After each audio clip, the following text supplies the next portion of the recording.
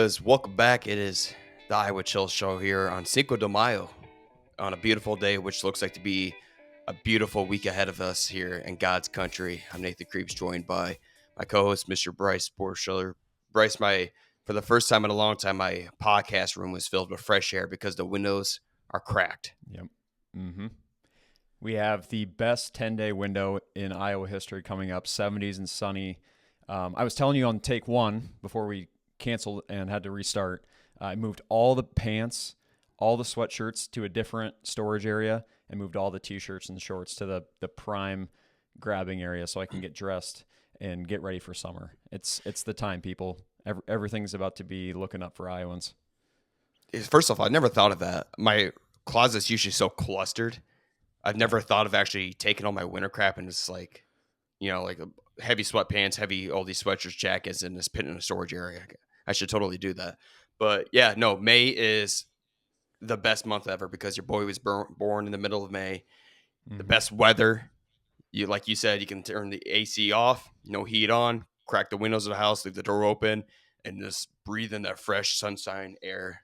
And man, the best part about it is that we're having my Dirty 30 later in the week. We'll talk about that at the end of the episode. The weather just looks like we're going to have the best day of our lives. But quick shout out to our good friend Hannah Faust for her birthday today. You know, some people call it Cinco de Mayo. We call it Cinco de Hannah. So, Hannah, if you're listening, happy birthday. We'll combine your birthday with mine this upcoming weekend. But, Bryce, we're starting to get a little tan to us. Yes. Yeah. I was laughing a little bit when we got on. I predicted, because you were golfing yesterday, that you'd have your first sunburn.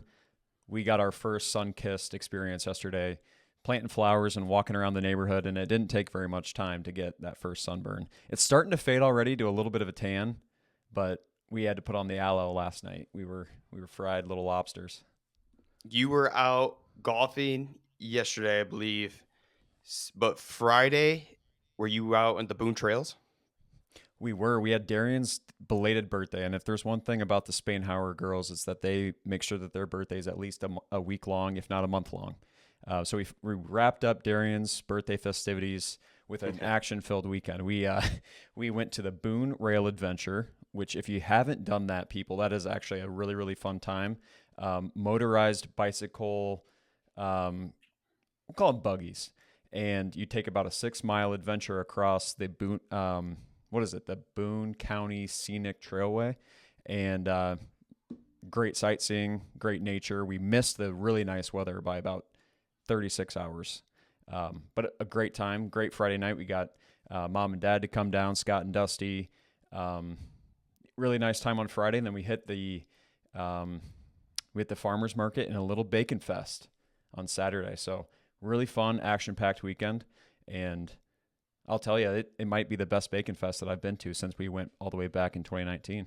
Yeah, before we jump into Bacon Fest here, are you sore, or is this like a full? You said 6 miles, but this is a fully electrical bike. Do you have to do any pedaling? Your pedaling basically activates the electric motor. Okay, so it's a very half and half, very small lift. Yeah, on anybody's part. So everyone was a little bit worried. I think if you haven't done it before, I think you assume that you have to pedal and keep that thing going, but it really operates by itself. It's super easy. So if you and Madison are looking for a fun thing to do, that Boone Trail ride is a lot of fun. Yeah, she's terrified of biking, but if we could maybe have Darian convince her that, hey, it's not as bad as you think it's going to be. Easy. Super easy. Yeah. And there's really one person that operates the whole thing. So you can either schedule yourself for a foursome or a 2-person bike. And basically one person on either of those options is going to operate the motor. So you'd be in control of the brake and the motor. Anyone else's pedaling is kind of irrelevant. So you conquered the Boone Trail, you went golfing, and you wrapped up the weekend with Bacon Fest. Yep. Bacon Fest was awesome. Do you remember going back all those years ago? Bacon Fest is unlike anything that's ever happened in the state of Iowa. If it's still the way it used to be, what was that, like 6-7 years ago? Yep. Yeah, 2019 was the last unbelievable experience. Really the first time that we went together as well. And that was back in the day when it was at the Iowa Event Center. They had like 10,000 people in attendance, and it was honestly getting to a point where it's a major festival. Obviously, COVID throws a little bit of a wrench in everything, and They take some time off because the organizers actually now have the top grossing beer selling venue at the Iowa State Fair, the JR South Fork Ranch. So these guys know how to throw a good party, and having it at the Ag Building in the State Fairgrounds was the exact place that they should have had it. Really great attendance, awesome band, Yachty by nature, and we got a little chance to talk to Keith Murphy and Ed Wilson over there. And they were happy that we stopped by, and they said, "Keep up the good work, boys, in the pod. It's nice to hear from some media moguls and some guys that have been in the space for a long time say some nice things about the show." But I think my dad actually got a bigger kick out of meeting those guys than I did because he's been watching them on TV for 25 plus years. So super fun to have my family there as well, and great turnout. We got to get back to a bacon festival and maybe even stop into JR's for the state fair if you can get over the state fair hump again. Yeah, if I'm ever going to commit to the state fair, it's for sure going to be in a perfect weather week for it. Yep. I don't care what's happening there. If it's 85 plus degrees, no way in hell you'll catch me there. But if we can get below 80, there's a good chance I'll consider it. Going back to Bacon Fest is, the greatest party throws I've ever seen in the state of Iowa. These guys can throw a freaking party. Are they having what is this oldest advertisement I'm seeing on Bacon Fest about a Bacon Fest boat party? Is this true? So the theme was kind of yacht themed, and it was a why theme. they had. Yes. Okay, I thought they were having a freaking because when I watch Iowa Everywhere podcast with like Murph and Andy, two guys, the opening sponsorship is Bacon Fest, and it's this big boat. I keep saying I'm not really paying attention to. I'm like, are they having it wouldn't surprise me if you know these guys. You wouldn't be surprised one bit if they just threw a freaking party on the boat. Right. For a big event like this. So the theme was yacht themed, and they gave away a cruise. So all kinds of boat themes. So yes, nothing happened on a boat. It just was yacht themed, and that would be why you had Yachty by nature, and everyone was wearing sailor hats. And speaking of boats, we got to stop by the USS Iowa booth and got to learn a little bit more about the recently commissioned naval submarine.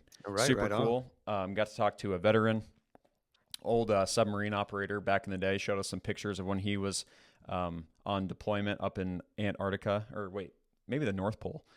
Super cool opportunity to talk to all kinds of cool people. So next year, people definitely make a stop into Des Moines. I believe we'll recap with these guys in a couple days, and my guess is it was such a great event that they'll have it back at the state fairgrounds. Cool. Well, it sounds like you got your full experience in a weekend here in Iowa. We did. Can't believe you had that much time on you, but late shout-out birthday to our girl Darian Spainhauer, and then again Hannah Faust. I had one of the best weekends of my life. Nate, you're sun-kissed, and I saw some videos of glowing. you shotgunning. Yeah. Yes. What did your weekend entail? Yeah, we opened up the weekend on Friday with going out with some of Madison's coworkers in the great town of Walker, Iowa, right?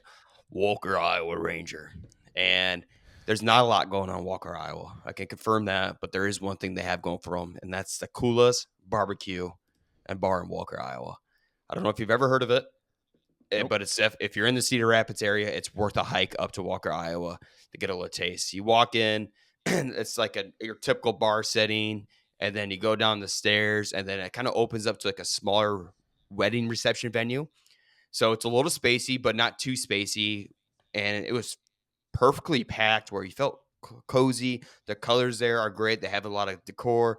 And obviously you go there for the barbecue. And we got some fried brisket appetizer with amazing barbecue sauce. And we got a bunch of wings we carried over for the next day. And almost any beer you want is on draft there. A couple easy Eddies I put down. And let me tell you, those snuck up on me. We talk about how they give you nice cold, when we're ranking our bars, cold mugs and glasses. Yeah, they give you a full mug, and I order First off, I order an Easy Eddy and drink that full mug. Oh my God, usually I get one Easy Eddy and I switch to a Coors Light. And without the bartender or waitress asking, she just brought over another Easy Eddy.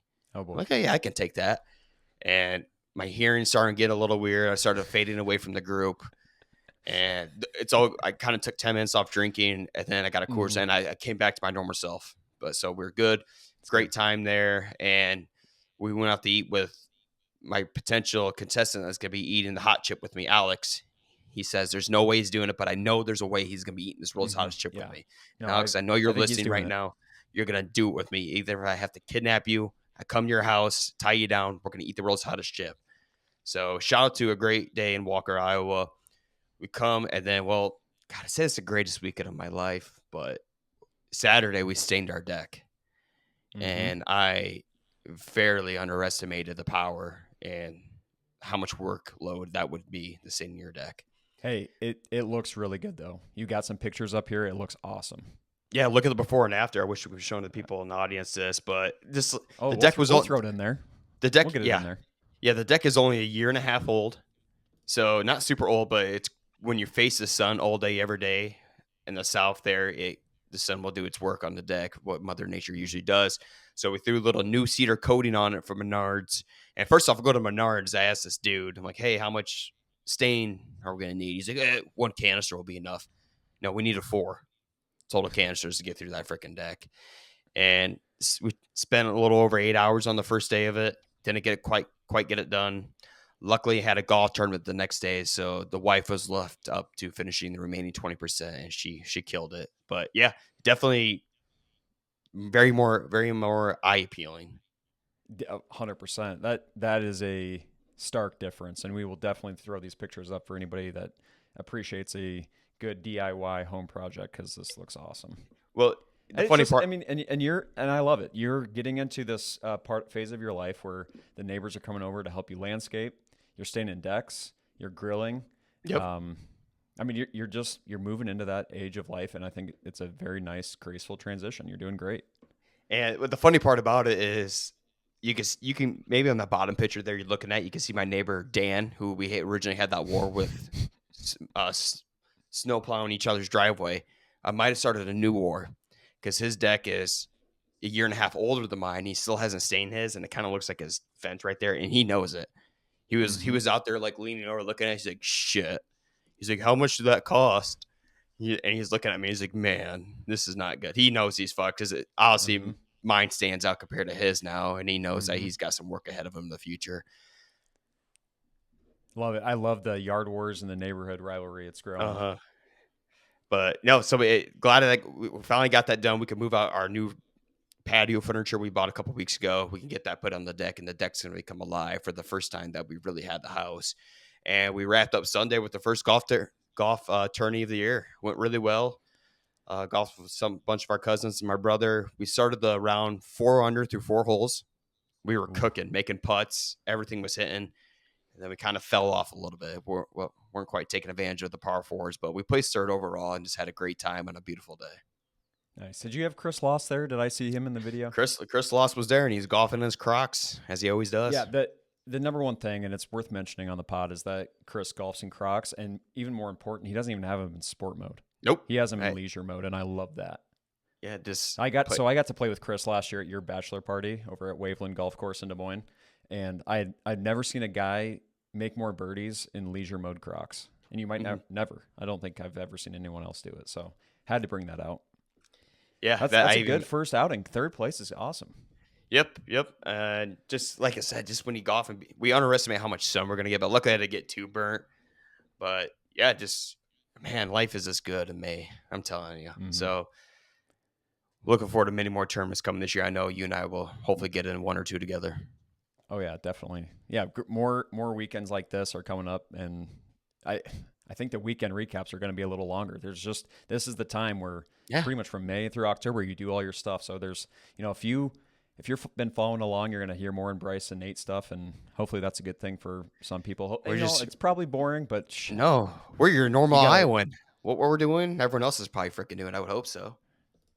I love the energy as soon as the sun comes out. We're firing on all cylinders. It is. Hey, man, looking at this date here, we'll go to this date segment in Iowa. Again, we got here on Cinco de Mayo, Bryce. On May 5th, Iowa history includes the first establishment of Iowa's telegraph line connecting Dubuque to Davenport in 1856. That's earlier than I thought the telegraph would be invented. Yeah, it is. And that's a pretty good distance. That's got to be 150, 200 miles. I feel like I want those, good towns to be connected right there, right there on the river. And then it wouldn't be an on this date segment if there wasn't a little tornado action here in the history. Because back in May 5th, 1924, a tornado ripped through the town of Lorimore, Iowa, killing 6 people and destroying much of the town. The tornado was part of a larger outbreak that affected several states in Midwestern United States. And that, by the way, that brings me up of how right we were last week Mm-hmm. Yep. about the most overhyped storm of all time. We were so pumped for that storm, and right after the episode, we chatted, and Oh my god, we knew it. We knew it was going to be overblown, overrated, and it might be one of the most overhyped storms of all time. We had a week in advance people talking about this storm, and it didn't even touch us. that's the problem when the storms start getting projected a week out in advance about how dangerous and explosive and outbreakish it's going to be. Each day, the power just diminishes a little bit. It's the storms that are maybe called like a day in advance. Those are the ones that Yep. usually uphold their ground. But yeah, super overhyped storm. Saw I maybe got 15 minutes of rain to where I was expecting 15 tornadoes. Got nothing. I think there's only one tornado that I heard about that came out of that storm. It was up in Faribault, Minnesota, where we go on vacation every year. I think like one little barn house kind of got its roof ripped off, but that was it, man. That shit happened. Yeah. We were talking to some gals actually in Minnesota the next day, and they're like, "Yeah, pretty overhyped over here too." And they got the majority of it, and it was still overhyped up there. And right, and they got the majority of it. I still think that we're in kind of peak tornado season. I'm not going to rest until maybe like mid-June. I still think we definitely are coming. We definitely are. May is most active, especially last year was that mid to late May-ish outbreak in southern Iowa, southwest Iowa. And that's when that Joplin tornado hit too, was about that same time. So yeah, we still have some active weather that's going to happen ahead of us here. I know they're already making some freaking predictions for a week. I'm not even looking at it anymore. Just give me some sunshine, baby. And speaking of sunshine, because May 5th, Des Moines records here for temperature. The highest temperature ever recorded on May 5th is 91 degrees, set back in 1909. A little toasty, but nothing crazy. Lowest temperature, 29 degrees Fahrenheit, set in 1944, right there towards the end of World War II. It was cold. Highest, most precipitation in a day is 1.76 inches, recorded back in 1942. Most snow? None. We never had any snow in Des Moines on May 5th. Not even a quarter inch. So we just wrapped up Pella Tulip time this past weekend, a little earlier than normal. And that's interesting that there's no snow on history because there was one tulip time in early May. I think when we were seniors in high school. Yep, high school. Yep, the great storm. I got snow day that day, like 9-10 inches, slush fest, and the next day was just gone. Normal May day. It's gone. Yeah, that's interesting that there's no snow on history because at some point in early May we definitely got some, but not very common. Today, pretty much the perfect May. Yeah, chance of snow is only 0.5%, and chance of precipitation is 37.8%. And when I was looking back last week for most April, a precipitation chance is almost 50%. So let's go with that theme. April showers bring May flowers, baby. We got a boatload of Iowa news coming in. I want to start off with the big news because it just happened yesterday. Caitlin Clark revisits Carver Hawkeye with the Indiana Fever. Yep. And Caitlin Clark doing what Caitlin Clark has always done. Bringing the crowd, bringing the juice, and hitting logo threes. Did you get a chance to watch this game? I didn't watch too much, but as usual, she takes over the entire national media circuit anytime that she plays because she's taken 36-foot threes and the team's demolishing a national team on live television. Give me the summary of this game. Obviously, it wasn't a complete blowout, and you get to see that marquee Caitlin Clark three right at the end of the game. Yeah, Indiana Fever are good. To where I watched a bunch of their games last year and to see where they are compared to now with the talent they brought in with Bonner and all 16-year veteran in the WNBA, a bunch of other shooters, good players. Caitlin can take more rest. This team's loaded. They're going to be a lot of fun to watch. And you learned that real quick. They had like 12 threes in almost like the first half or something like that, 12 to 16. And the Brazil team was terrible. I can't believe people paid. The average ticket was $672. And I can't believe people actually paid money. I know there's some big time Clarkies out there, but $672 just go watch them boat race a Brazilian national team by 70 some points. That's ridiculous. But I get it. It was historical because she's coming back to Carver Yeah. Hawkeye Arena, and it's almost I've heard this from everyone. I went to one game myself. No matter what price you pay for Caitlin Clark, you somehow always get your money's worth. Dude, we've called her robotic on other episodes. To me, she's artificial intelligence. Caitlin Clark is AI. She's perfect in every manner of life, whether it's her on Hmm. a post game interview, the way she presents herself in public to fans, and how she translates her game to or translates herself to the game and always delivering every single time. Hmm. She's already conquered the world, but she somehow keeps delivering, right? I mean, how else could she conquer what she's done in Carver Hawkeye history coming back for this game? What she do? She takes a foot behind her record-breaking 3 logo spot and Hmm. swishes it. I mean, she's Yep. consistent. It's unbelievable. She's artificial intelligence. It's must-see TV, and I do think that's an expensive ticket for a preseason game against a national team that's clearly not very good. But I get it because it's Caitlin Clark coming back to her home state, and as you said, she never fails to give you exactly what you paid for. And it speaks to a lot of the quality of the team because she only had 16 points, 5 assists, 6 rebounds. Good game, like really solid game. But I don't think she's going to have to score 30 points this year. I think that clearly they've got a more well-rounded team and hopefully some more weapons that she can kind of be the facilitator as much as she is the scorer, which is really exciting. Yeah, no, they're fun to watch. I remember last year when they first started off, Caitlin was doing these Caitlin passes, and she's 2 steps ahead of most of her teammates because their vision's so well Mm. that they just couldn't comprehend that the ball was coming them from across the court, and they just couldn't quite get a hang of it for the first quarter of the season. And then you kind of saw them progress and get adapted to Caitlin's game style, and Mm-hmm. looks like these players are already on the same page. So gonna be a lot of fun to watch there. What we got bear sightings in Iowa?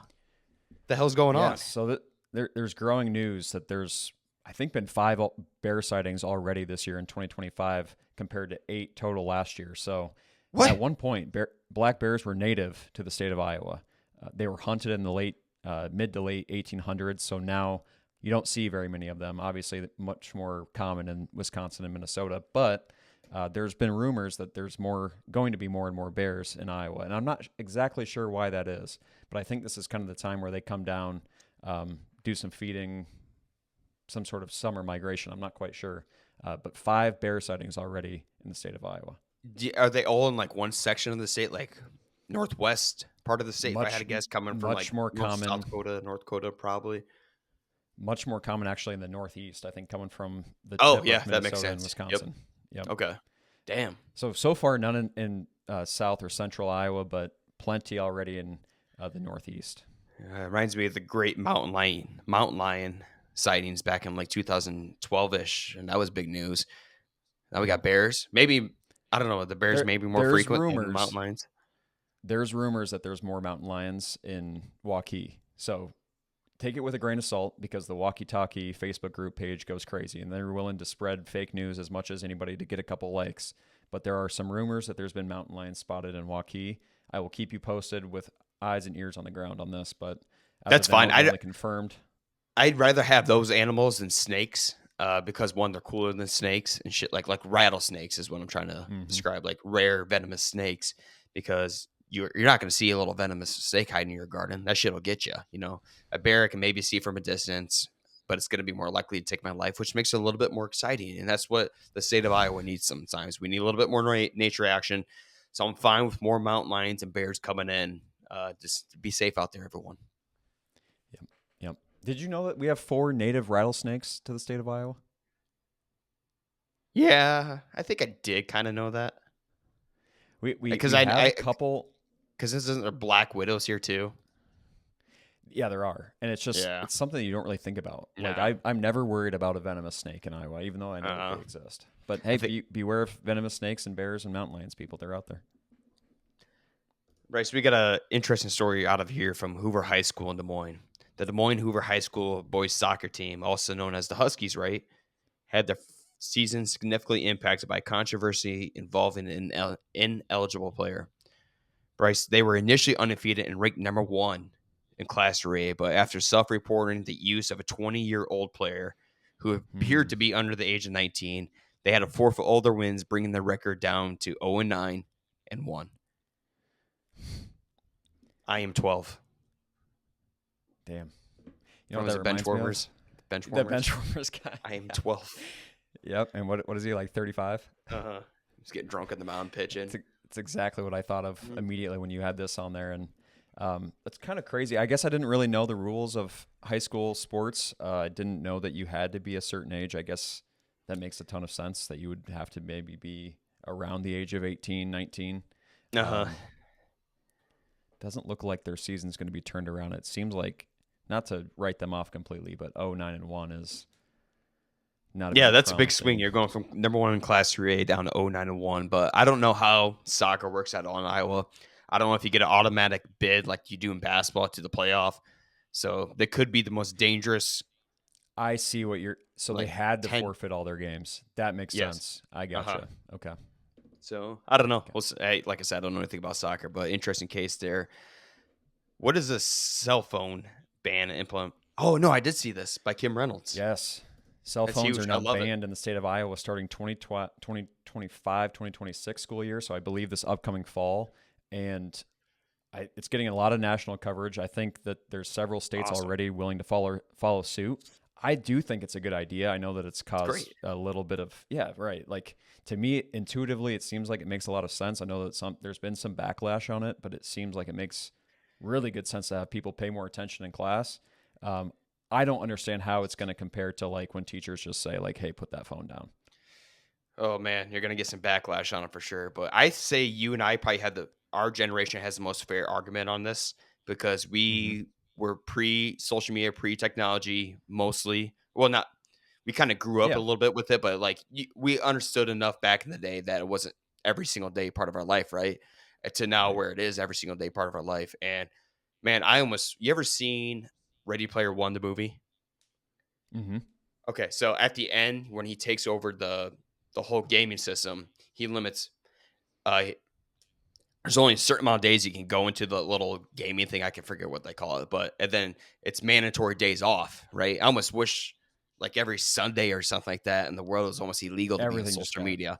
It'd Yep. be crazy to see. It's like when we're talking to Logan Paulson when he was off his phone for a month about how refreshing that really Mm-hmm. was and how much he really enjoyed it. And that's a guy who's living off of social media right now.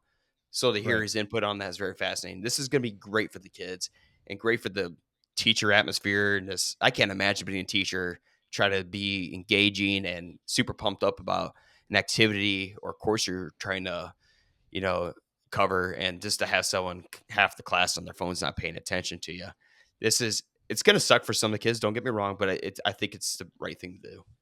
I think so too. It is crazy because 2013, 2014 is kind of when Snapchat was really becoming a thing, and that's when we finished up high school. And as soon as Snapchat hit the streets, everybody was more distracted. You didn't have Instagram in its full popularity yet. It was still kind of the Facebook era, but it just every single year since that time, it feels like there's been more and more phone consumption, and it is crazy. I wouldn't say less connection, but it's like there's 100 times more distraction. So I agree with you. I think it's going to be really good for focus and hopefully just some good old fashioned interaction between kids because Right. Like, That's the most important part everything else is sometimes. online. Just keep up to date with your friends. Hey, well, how's your life going? What's any cool, funny stories? No, just a little small talk. It goes a long way in developing the relationship with your peers that you're spending every day with inside these walls. And when I grew up, I remember when one of my phones would break, I wouldn't replace it for like a month and a half, 2 months. My friends hated it because they couldn't get a hold of me, but I loved that life. I was so disconnected. I didn't give a shit, Mm-hmm. I So get it. Let's see I some love more that. like old fashioned notes getting passed and maybe some, what do they call it? Like a phone cleanse, or you just take some time. Just stay away from those phones, kids. I mean, I get As it. I have like 6 hours of screen time a day. Right, yeah, right. I mean, it's just how we have to operate nowadays, but it is. I try my best. Like, luckily, I'm a truck driver, so I do get a lot of time away from my phone. But yeah, it would be nice if just one day of a week, for some reason, in America, was illegal to be on social media. Yeah, And just to cut see, off cell reception. maybe I could try passing a bill, and then I'll get executed by all the social media people. But tell you what, if you lost privileges of your phone, what you might be doing is trying to catch the sunrise on a bench looking at the ocean. And this is an interesting Yeah, story. I don't know where this, obviously somewhere on the ocean side, but a man arrested while watching the ocean was awarded $4 million. And there's a viral video going around on X that I saw, and this man had a Hawkeye hat on. He was an Iowa Hawkeye fan. And I saw the video a couple weeks ago when he initially got arrested. And then I just saw maybe about a week ago that apparently he was awarded $4 million. Don't necessarily know if this is true. I tried digging into it a little bit, but X tells me he's been awarded $4 million. And this guy was wearing a Hawkeye hat. And we need to get a hold of this guy and have him donate that money to the Swarm Collective. agreed. Why was he arrested for watching a sunrise over the ocean? Exactly. I don't know. And that's exactly why he was probably awarded a shitload of money. No one knows. Okay. Maybe someone called him in for looking suspicious activity. I don't know. I think he got screwed. So clearly the justice system was like, shit, we fucked up. Let's give this man $4 million. Probably a Cyclone fan. Didn't like the attire, called him in, said Uh-huh. he's being suspicious, and makes sense. I agree. Little, He should donate to Swarm. We've been trying to drum up more and more ways on this show. How do we get more dollars to recruit players? And this might be it. Maybe we need to hijack the system and keep getting awarded these $1 million lawsuit reparations. right. So that Interesting. could. I want to dive into the story a little bit more. I'm going to have to look into this because that's crazy. I wonder Uh-huh. what you have Like to I be said, doing. I saw How suspicious do you have to look? I think he was just like maybe look a little homeless on the bench, and just Yeah, that's fine. I'm okay. fine if you go Yeah. question him and see what you're up to. But I watched the video. He's like, "What are you arresting me for?" He's like, "I'm just sitting here." So I don't know.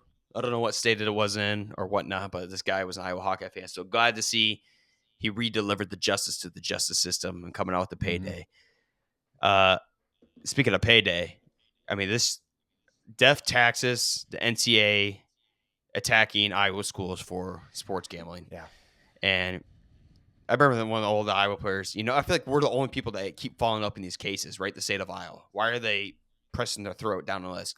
God knows what you would find if you went and did this deep of dive in any other NCAA program, right?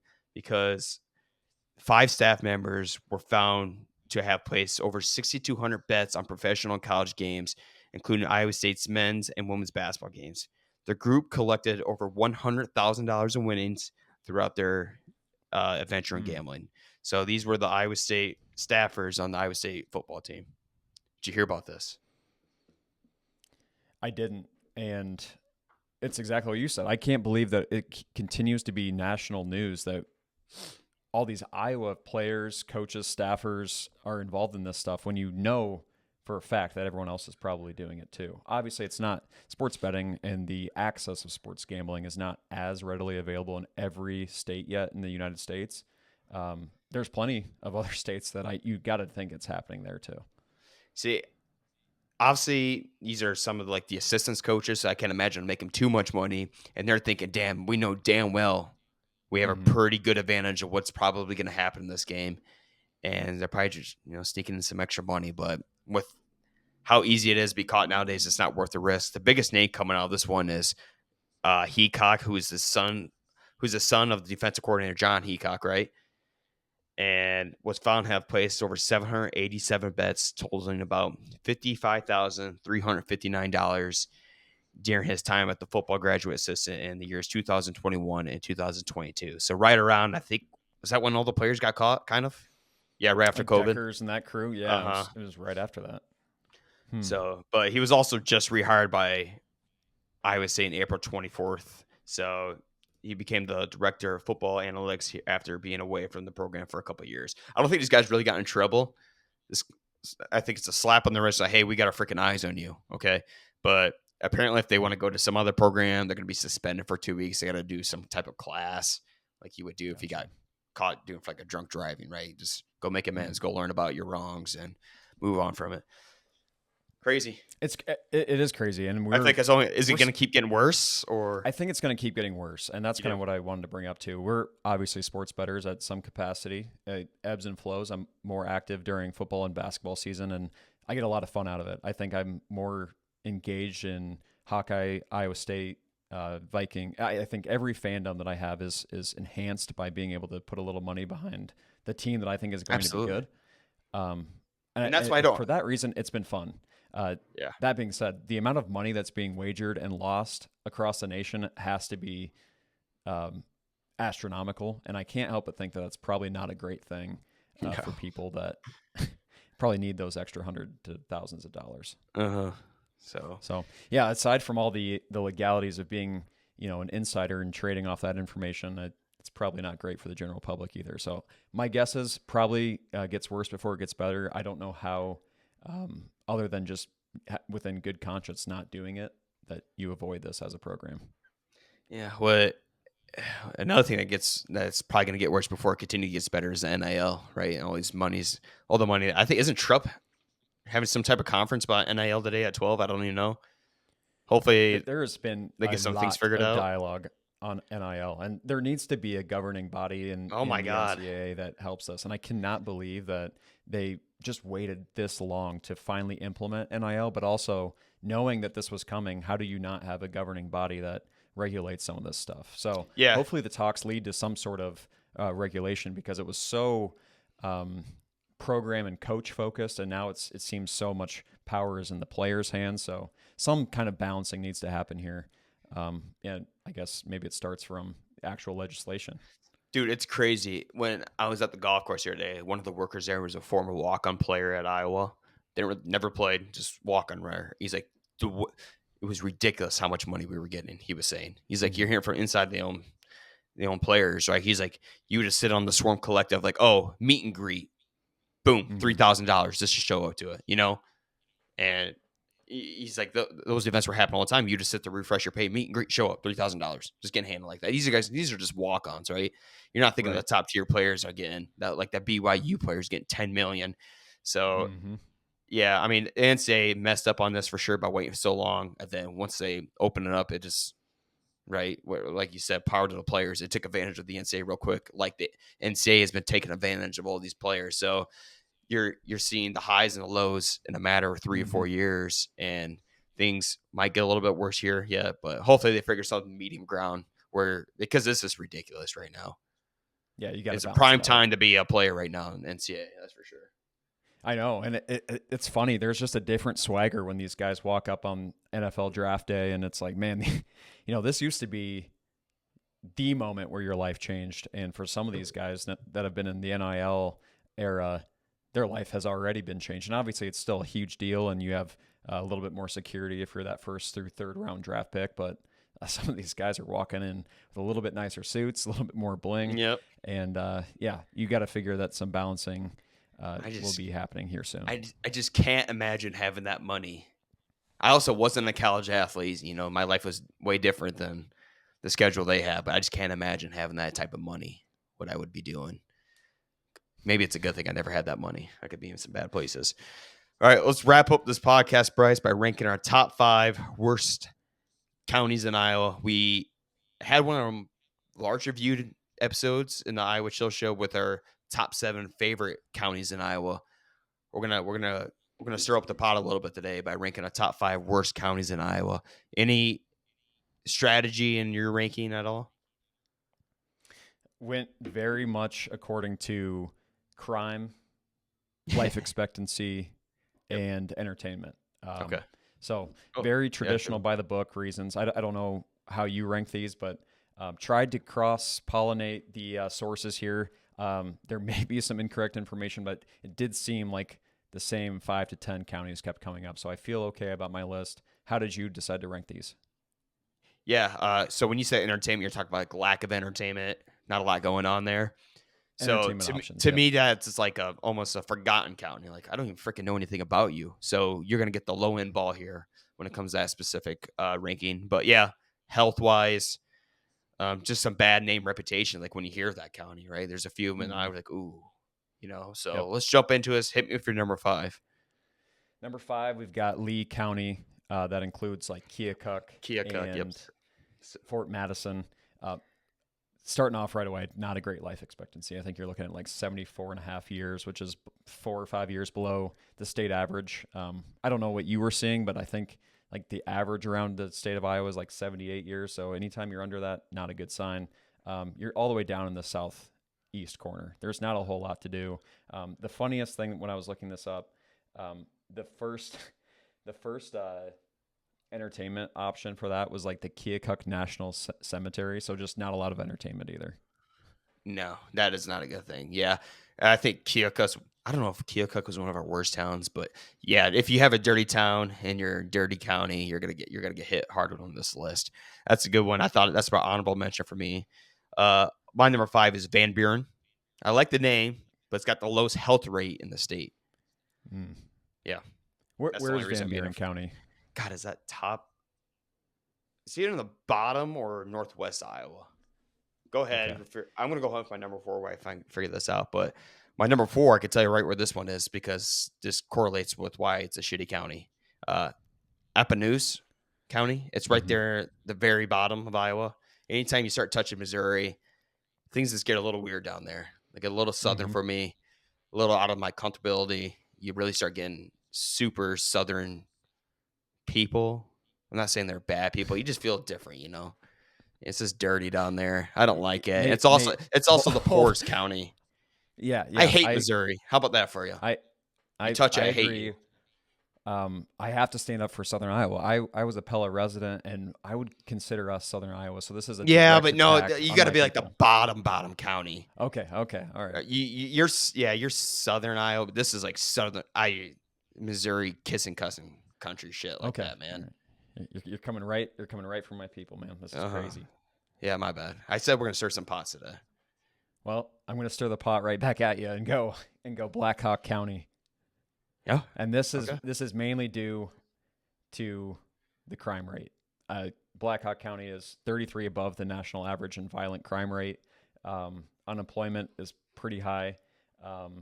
Entertainment is not so bad. If you're looking at this trifecta of things I'm putting together, life expectancy, entertainment, and crime, Waterloo's got plenty of entertainment. And that comes with being, next to Cedar Falls. You've obviously got the Cattle Congress and Yep. some museums and different things to do. So I still have faith in Waterloo and Black Hawk, and obviously, plenty of good things in that county as well. But crime was kind of the main indicator there. Yeah, that was your number 4. That was my number 4. Yeah, his back with your 3. Yeah, good one though. Okay.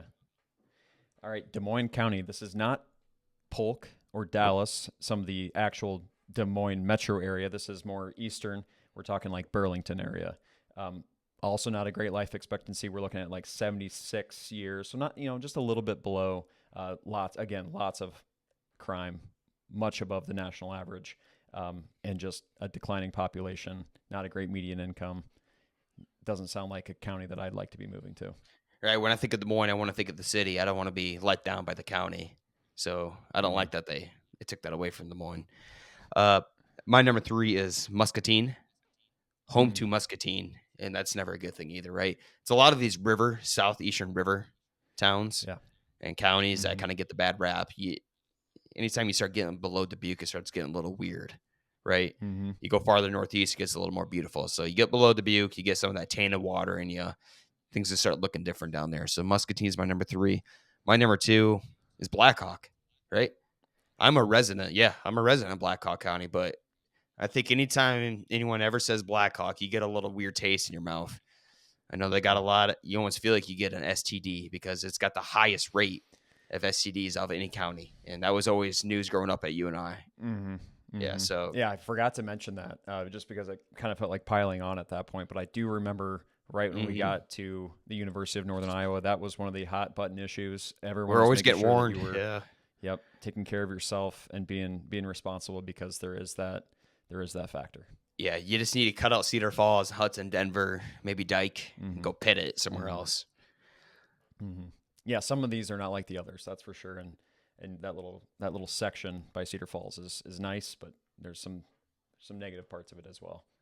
Are you falling back with 2? Nope, you hit me if you're 2-1. That Black Hawk was my number 2. Okay. Clinton County, unfortunately, another southeastern river town. Just a really dangerous city. There were some conflicting statistics here, but it is, I think, still known as one of the most dangerous cities in the state. And for that reason, you just can't be ranked highly on any list. you got to feel safe in your home. And I just don't think that you feel that way in Clinton, Iowa. Number 1, Wapello.